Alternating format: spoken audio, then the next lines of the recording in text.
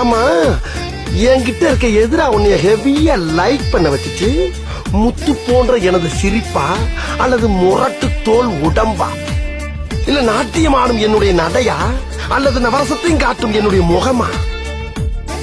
எது உன்னை லைக் பண்ண வச்சுச்சு சொல்றேன் என் செல்லம். கவிதை இது கவிதை, இன்னும் கற்பனை செய்வோமா? உயிரை இடம் மாற்றி நம் உதடுகள் சேர்ப்போம்.